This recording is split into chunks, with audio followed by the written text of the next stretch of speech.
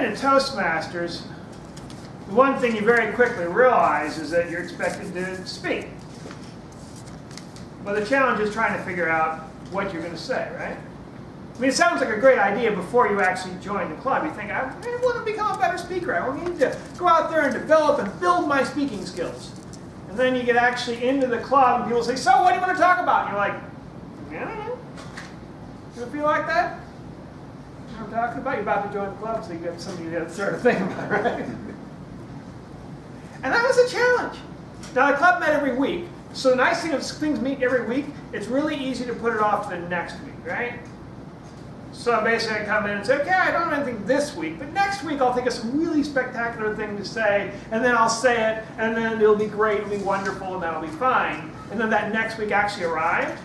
It's like, well, maybe not this week, maybe the following week will be even better. Yeah, and then the following week after that. You ever had that happen where it just kind of, it just keeps going and tumbling and tumbling?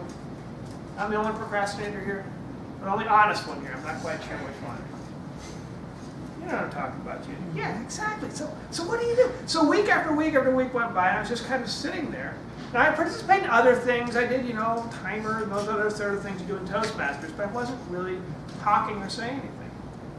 And it just became frustrating. I started thinking, well, what is the point of, coming here and showing up? I'm not actually going to get up and start giving speeches. So I started thinking, what am I doing here? What's really the point?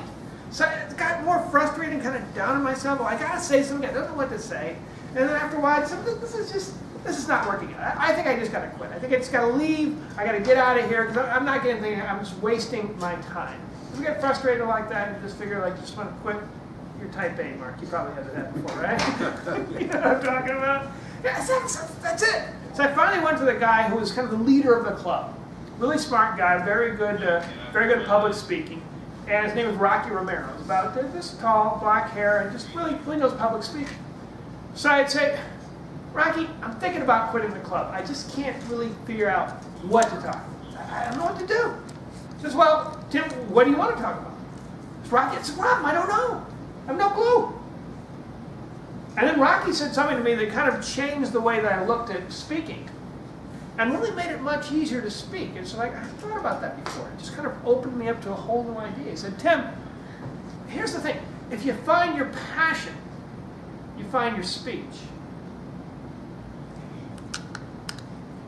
Now think about that. If you find your passion, you find your speech. Now notice I didn't say you find your job, because you'd be passionate about something and not good at doing it. But you can talk about it, right? You know people like that? They like to talk about it. You ever been at a party where somebody just starts going on and on about something they're interested in? Hasn't that happened, Judy? Yeah, exactly. And after a while, you're like looking around, is there anybody else here to introduce them to? Hey, this guy really is interesting. You want to talk to him, then you run away. And you come back hours later and they're still talking about the same thing over and over again. Well, they found their passion. So if you just want to talk about it, you find what you're excited about, you're interested in, you can get up there and start talking.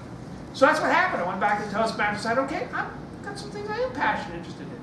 And I discovered I was kind of passionate about talking, about Toastmasters, about talking about that. And it gave me a starting point. It gave me a place to talk about. So I started talking about Toastmasters, started talking about speaking. The more I talked about speaking, the more I read about it, the more I researched about it, the more I found out more things about it. And I talk about some of my past or my history or whatever things are going on, just things that mattered to me. Now, in time, I learned how to connect with the audience and make it relevant to the audience, but that's really the starting point. It starts with you. What are you really interested in talking about? And if you can get that, if you can find out what that is, you can focus in on that, then all of a sudden, you got something to talk about. So when you show up at Toastmasters, you're not sure what to say, you're not sure what to do, you're not sure how to participate, you think, well, what am I passionate about? What do I really care about? What's really interesting to me? And if you figure what that is, and you dive into that and figure exactly what that is, suddenly you realize that, hey, I can talk about this. I can get up there and talk about this because it's something I'm interested in, and just like I talk about it to anybody that I know, I can go on and talk about this. So that's really all there simply is to it. If you don't know what to talk about, you're not sure what to say, you've been in Toastmasters for a while, just remember, you find your passion, you find your speech.